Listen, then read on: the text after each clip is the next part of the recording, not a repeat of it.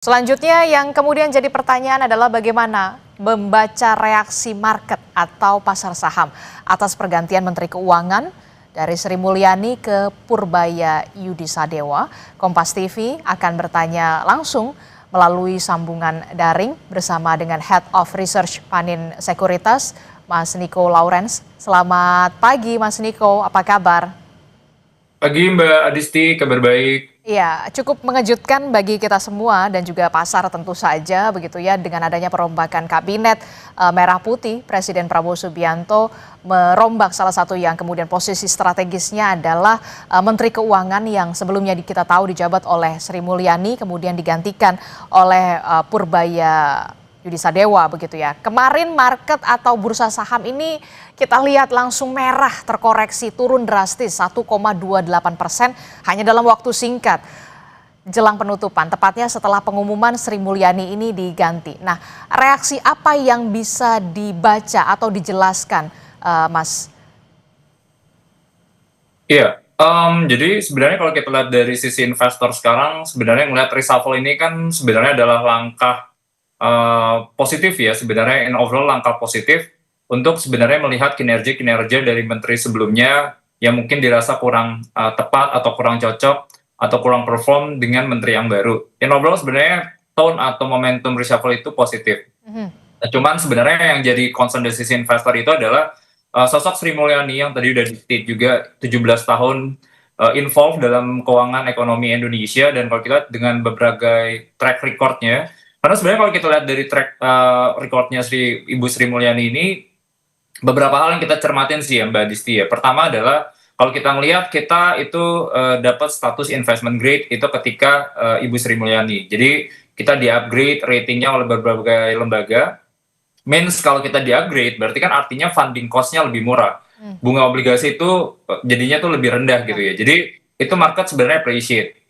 Kenapa sebenarnya lembaga-lembaga tersebut appreciate dari sisi kita punya fiskal gitu ya. Karena sebenarnya stability fiskalnya kelihatan gitu ya. Kalau kita lihat kayak contohnya ketika zaman-zamannya 2014 2024 gitu ya, era infrastruktur lagi boom, di posisi defisit fiskal itu tetap bisa di-maintain di bawah 3% ya. Ini kita di luar COVID ya.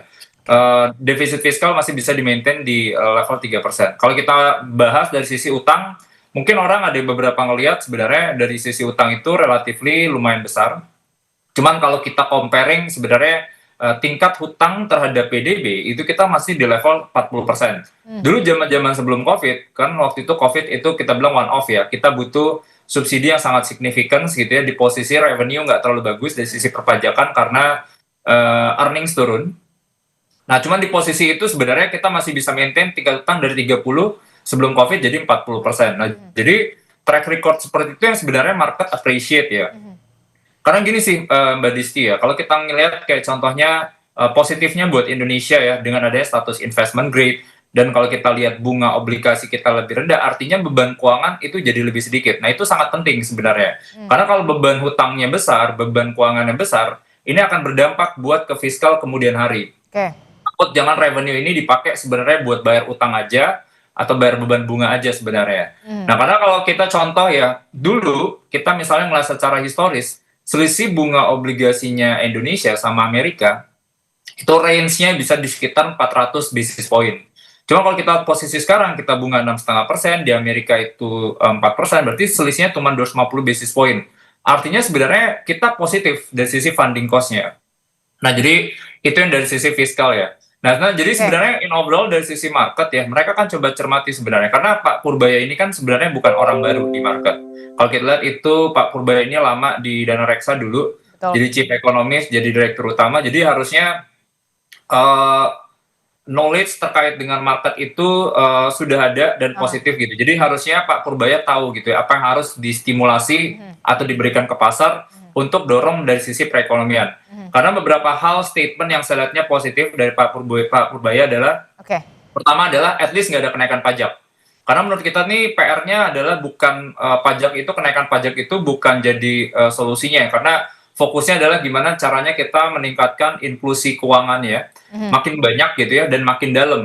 Nah, kita kayak dorong cortex sistemnya Oke. makin lebar, inklusinya makin banyak. Jadi Baik. Itu yang harusnya sih market bisa appreciate. Yang kedua, Oke, Pak baik. Purbaya juga tidak merubah struktur saat ini ya, Mbak Disti ya. Jadi harusnya sih bisa melanjutkan, jadinya bisa lebih positif. Oke, Mas Niko, kita akan lihat ini market sudah dibuka dan ternyata hijau. Apa yang bisa Anda lihat dari sini? Market siapa yang bikin hijau nih di sini nih ternyata, Mas Niko?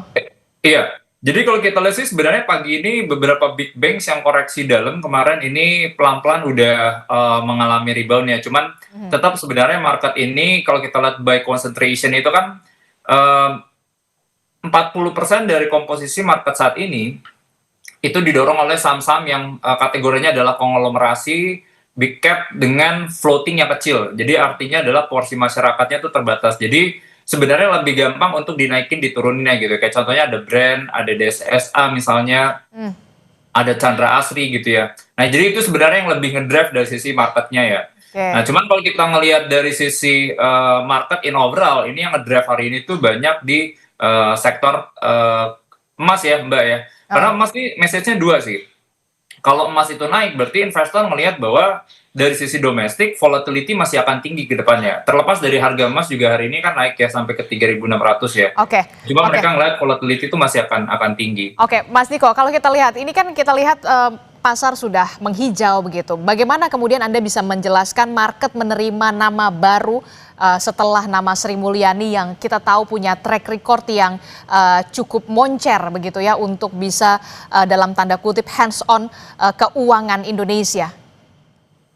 Iya, untuk market menerima nama Pak Purbaya sih sebenarnya ini lebih nunggu dari sisi eksekusi dan juga kinerja ya, Mbak Adisti ya. Karena kita akan coba lihat dari berapa hari ke depan gitu ya, berapa bulan ke depan arah ekonominya akan seperti apa. Itu yang market sebenarnya lebih appreciate ya. Karena yang market takut saat ini adalah Bu Sri Mulyani itu sosok yang sangat disiplin terhadap fiskal. Oke, Dia benar-benar jaga defisit itu ke maintain gitu ya. Nah, dari sisi kan kondisinya sekarang kan nggak terlalu bagus ya, PR-nya banyak gitu ya. Revenue kita lumayan berat. Laba dari sisi ekonomi nggak terlalu bagus, jadi laba nggak kemana-mana, jadi pajak kurang bagus ya. Terus yang kedua, dana itu juga ada di save dari yang dividen sebelumnya dari bank itu masuk ke negara gitu ya, masuk ke Kementerian Keuangan. Ini sekarang udah dialokasikan buat Danantara. Nah, jadi kan sebenarnya sumber-sumber revenue-nya makin dikit. Nah, kalau kita ngeliat dari sisi spending, itu sebenarnya trennya meningkat gitu ya. Pendidikan angkanya meningkat, kesehatan meningkat, makan bergizi gratis jadi fokus. Nah, kalau seandainya dari sisi disiplin revenue-nya kita nggak bisa kejar gitu ya. Jadi kalau kita lihat inclusion-nya nggak dapat, oke. deepening-nya nggak dapat, defisitnya makin lebar. Nah, jadi orang akan coba lihat nih, apakah nanti kinerja fiskal, month to Aha, month, defisitnya apakah tax-nya makin bagus atau enggak, aha. defisit kalau kita bisa at least di maintain di bawah 3%, itu Pak, harusnya bisa positif sih buat ISG-nya. dengan pasar yang kita lihat ini dibuka hijau, seberapa optimis pasar untuk 3 bulan ke depan? Apa yang perlu Menteri Keuangan saat ini lakukan atau yakinkan kepada investor? Kalau kita lihat kan Sri Mulyani ini tadi lagi-lagi kita bilang punya reputasi kuat, punya global network yang mumpuni. Apa yang bisa membuat keyakinan atau perlu diyakinkan nih Menteri Keuangan yang baru ini? Iya, jadi menariknya gini sih, Mbak Disti ya, kalau kita ngeliat ini, market ini positif ya, market ini positif kan dua sisi kita ngeliatnya. Apakah ini retail atau kalau kita domestik, apakah foreign ya? Cuma kalau kita lihat dari sisi foreign flow, dalam beberapa terakhir pun, dan juga hari kemarin pun, itu outflow-nya significant ya. Itu sampai sekitar 500 miliar. Nah, jadi kedepannya ini sebenarnya kalau misalnya foreign-nya itu belum appreciate, itu agak susah market untuk naik lumayan signifikan. Karena kalau kita lihat secara komposisi, itu kan market ini kan sebenarnya dominannya sekarang tuh porsinya adalah domestik, itu sampai 52%. Foreign porsinya pelan-pelan itu makin turun. Nah, kalau seandainya foreign ini belum terlalu appreciate, berarti artinya nggak ada inflow. Kalau inflow nggak masuk ke pasar, berarti nggak ada liquidity, ISG-nya nggak akan naik gitu ya. Jadi pertanyaannya adalah gimana caranya kita attract dari sisi foreign inflow dari yang sebelumnya outflow jadi inflow. Nah, jadi sebenarnya yang satu harus di-maintain dari sisi foreign itu suka stability dari sisi nilai tukar. Jadi kalau kita lihat nilai tukar atau rupiahnya at least bisa di-maintain, nggak harus menguat, Oke. Cuman kita bisa di-maintain di 16.300, 16.500, harusnya market appreciate. Mhm. Apa faktor yang mempengaruhi nilai tukar? Itu adalah gimana caranya memaintain dari sisi flow obligasi khususnya. Mhm. Yang dilakukan Bu Sri Mulyani adalah setelah kemarin zaman COVID, investor kan itu keluar dari pasar. Mereka khawatir negara emerging market ada resiko gagal bayar, default risk tinggi. Mhm. Porsi waktu itu asing 40% ke obligasi kita. Oke. Sekarang porsi asing itu tinggal 15%. Oke. Kita ngelihatnya sebenarnya positifnya adalah dominannya dari lokal gitu ya. Kalau kita lihat yang dari bank, dari yang non bank itu porsinya makin meningkat. Bu Sri Mulyani dorong dari sisi investor retail buat beli obligasi kita, Mhm. dari sisi bank pun juga beli obligasi kita. Nah, jadi stability nilai tukarnya dapat. Oke. Nah, cuman di kenapa? Nah, oke, kalau saya kerucutkan lagi, 3 poin PR yang harus segera diselesaikan untuk bisa kemudian bisa mencerahkan lagi-lagi saya bisa mengatakan mencerahkan Indonesia 2 atau 3 bulan ke depan yang harus dilakukan oleh seorang Menteri Keuangan Purbaya untuk bisa mencerahkan Indonesia di 2 atau 3 bulan ke depan, termasuk juga menghijaukan pasar. 3 poin utama menurut Anda, Mas Niko. Iya, pertama untuk pasar appreciate itu adalah dari sisi disiplin fiskal. Disiplin fiskal, revenue tetap ke-maintain, itu menurut kita jadi key point yang utama.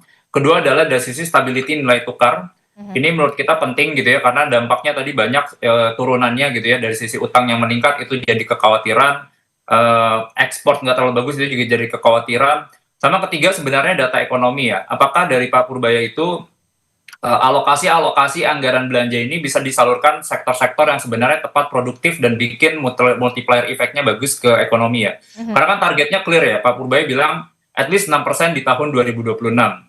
Berarti ini adalah sektor-sektor yang bikin atau dorong perekonomian kayak contohnya UMKM. Jadi itu akan coba kita lihat sih datanya pelan-pelan. Kalau seandainya datanya positif, multiplier ekonomi, stimulus fiskalnya jalan, itu market akan appreciate sih Mbak Disti. Oke, kita akan lihat langkah dari Menteri Keuangan Purbaya untuk bisa mencerahkan Indonesia paling tidak 2 hingga 3 bulan ke depan akan seperti apa. Terima kasih Mas Niko Lawrence, Head of Research Panin Sekuritas telah bergabung bersama kami dalam Breaking News Kompas TV. Sehat selalu, Mas Niko.